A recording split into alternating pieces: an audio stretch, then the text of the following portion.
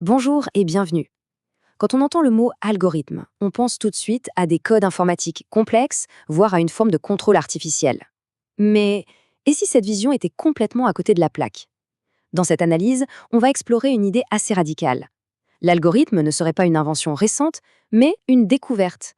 Une découverte fondamentale qui décrit le langage même de l'univers. Allez, on plonge directement dans le vif du sujet. Parce que cette question, elle change absolument tout. Elle nous propose de voir le monde non plus comme une collection d'objets, mais plutôt comme un ensemble de processus, de recettes qui sont constamment en action tout autour de nous. Et voilà le changement de perspective. On passe de cette peur un peu diffuse d'un code créé dans la Silicon Valley pour nous manipuler, à la fascination pour un processus qui, lui, est entièrement naturel et qui existe depuis des milliards d'années. L'algorithme, ce n'est donc plus une cage, mais plutôt une clé pour décrypter le réel. On commence avec cette première partie. L'idée, ici, c'est de se dire qu'on ne fait pas qu'inventer des choses, mais qu'on déterre une logique qui était déjà là.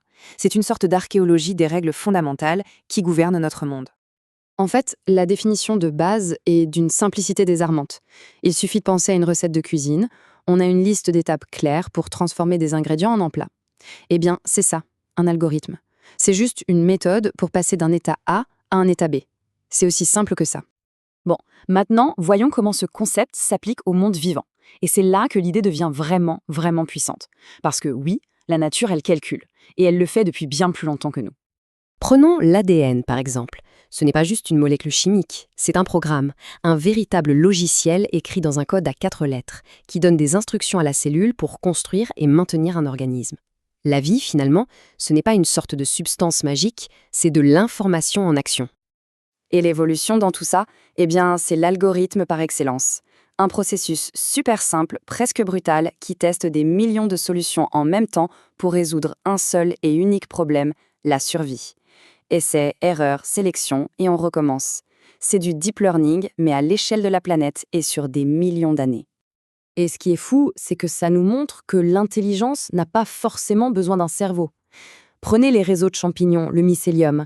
Ils agissent comme un Internet biologique. Ils calculent les besoins de toute la forêt, transfèrent des nutriments d'une zone à l'autre, envoient des signaux d'alerte. C'est un système de calcul distribué complètement organique. Maintenant, appliquons cette même logique à nous-mêmes, à notre propre esprit. L'idée ici, c'est de regarder notre cerveau non pas comme le siège de l'âme, mais plutôt comme une machine à calculer d'une complexité absolument inouïe. Alors attention, parce que cette idée est assez vertigineuse. On a tendance à penser que nos yeux voient le monde tel qu'il est, comme une caméra. La théorie du cerveau prédictif, elle, nous dit pas du tout. En fait, le cerveau passe son temps à deviner le monde. Le point clé ici, c'est que la perception n'est pas du tout un processus passif où on reçoit de l'information. C'est un processus actif. Le cerveau projette son meilleur modèle possible de la réalité et nos sens ne servent qu'à lui signaler les erreurs de prédiction. En gros, on ne voit pas le monde, on le simule et on le corrige. C'est une citation assez forte, c'est vrai, mais elle résume parfaitement le concept. Ce qu'on appelle la conscience pourrait bien être simplement ce processus de mise à jour de la simulation interne. On apprend que lorsque la réalité ne correspond pas à ce qu'on avait prédit. Bien, revenons-en maintenant à la technologie. Si la nature et notre cerveau sont des systèmes de calcul, alors l'IA, qu'est-ce que c'est? Eh bien, peut-être pas une intelligence étrangère, en fait. Peut-être juste un miroir. La peur qu'inspire l'IA n'est pas vraiment nouvelle. Elle s'inscrit en fait dans une longue histoire, celle des grandes blessures narcissiques infligées à l'ego de l'humanité. Après Copernic, Darwin et Freud, voilà que l'IA arrive. Juste un petit rappel des 3 premières. Copernic nous a éjectés du centre de l'univers. Darwin nous a dit qu'on était juste une branche de l'arbre de l'évolution, un animal parmi d'autres. Et Freud a révélé que notre conscient est en fait mené par des pulsions qu'on ne maîtrise pas. À chaque fois, notre sentiment d'être exceptionnel en a pris un coup. Et voilà la 4e blessure. L'IA nous montre que ce qu'on croyait être notre jardin secret, presque spirituel, la créativité, l'art, l'intuition, est en fait un processus de calcul, une reconnaissance de motifs statistiques. Ce n'est pas de la magie, c'est des maths. Et ça, c'est profondément dérangeant. Maintenant, explorons la frontière ultime, le point où la distinction entre la biologie et la technologie commence à s'effacer complètement. C'est la conséquence logique de tout ce qu'on vient de voir. Si l'ADN est un logiciel, alors on peut le débugger. on peut le modifier, le réécrire. C'est le monde fascinant de la biologie synthétique. On n'est plus seulement les lecteurs du code de la vie, on est en train d'en devenir les auteurs. L'exemple le plus spectaculaire de ça, ce sont les xénobots. Une IA a conçu des plans pour assembler des cellules de peau et de cœur de grenouille afin de créer des robots entièrement biologiques. Ils ne sont ni un animal, ni une machine. C'est littéralement une nouvelle catégorie d'existence.